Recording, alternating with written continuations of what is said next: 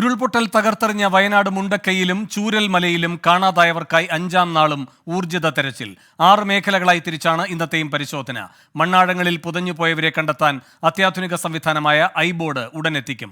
ചാലിയാറിന്റെ വനമേഖലകളിലും സമാന്തരമായി തെരച്ചിൽ നടത്തുന്നുണ്ട്. മരണസംഖ്യ 353 എസ് വിജയകുമാർ ചൂരൽമലയിൽ നിന്ന് വിവരങ്ങളുമായി ചേരുന്നുണ്ട്. വിജയകുമാർ, ഈ ഐബോർഡ് സംവിധാനം എപ്പോഴേക്കെത്തും? അങ്ങനെയെങ്കിൽ ഇന്ന് തന്നെ ആ പരിശോധന പ്രതീക്ഷിക്കാമോ? സാധാരണഗതിയിൽ ഏതാണ്ട് തിരച്ചിൽ അവസാനിപ്പിക്കുന്ന സമയത്തേക്ക് കാര്യങ്ങൾ എത്തുകയല്ലേ? വേണു, ഈ ഐബോർഡ് ഇന്നലെ അതിൻ്റെ എക്യുപ്മെൻറ്റ്സ് ഇവിടെ കൊണ്ടുവന്നിരുന്നു, അസംബിൾ ചെയ്തിരുന്നു. അത് ഇന്ന് പരിശോധനയ്ക്ക് ഇറക്കും എന്നാണ് പറഞ്ഞത്. പക്ഷേ ഉച്ചവരെ അതിൻ്റെ പരിശോധന ഉണ്ടായിരുന്നില്ല. ഉച്ചയ്ക്ക് ശേഷം മുണ്ടക്കൈ മേഖലയിലും അതുപോലെ തന്നെ പുഞ്ചിരിമട്ടത്തും പരിശോധന ഉണ്ടാകുമെന്നാണ് റിട്ടയർഡ് മേജർ ജനറൽ ഇന്ദ്രബാലൻ അദ്ദേഹത്തിൻ്റെ സംഘാംഗങ്ങൾ അറിയിച്ചത്. അപ്പോൾ നമുക്ക് ഇന്ന് പരിശോധനയ്ക്ക് ഇറങ്ങിയോ എന്നതിൽ ഒരു സ്ഥിരീകരണം ഉണ്ടായിട്ടില്ല.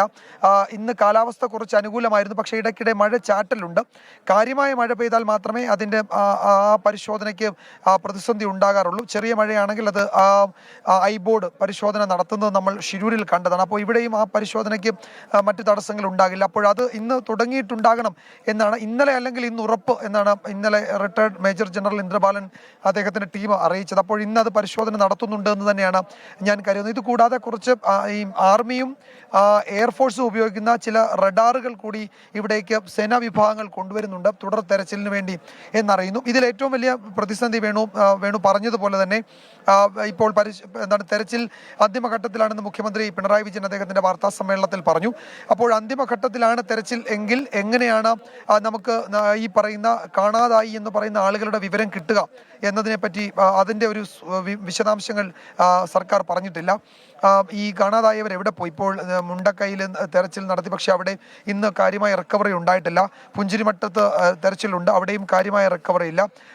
ഈ ചൂരൽമലയുടെ ആ പുഴയുടെ മുകൾ ഭാഗം തൊട്ട്, അതായത് ഈ ഉരുൾ പൊട്ടിയതിൻ്റെ പ്രഭവ കേന്ദ്രത്തിന് തൊട്ട് താഴെ, അതാദ്യം വന്ന് പതിച്ച പ്രദേശം മുതൽ ചൂരൽമല പുഴയിൽ ഇങ്ങ് താഴെ വരെ ഏതാണ്ട് ഈ അട്ടമലയുടെ ഭാഗം വരെ വിശദമായ തെരച്ചിൽ ഈ പുഴയിൽ മണ്ണൊക്കെ നീക്കിയുള്ള പരിശോധനയാണ് ഇന്ന് നടന്നത്. പക്ഷേ ഈ പറയുന്ന കാണാതായി എന്ന് പറയുന്ന മനുഷ്യരെ അവിടെയും ഇന്ന് കണ്ടെത്തിയിട്ടില്ല.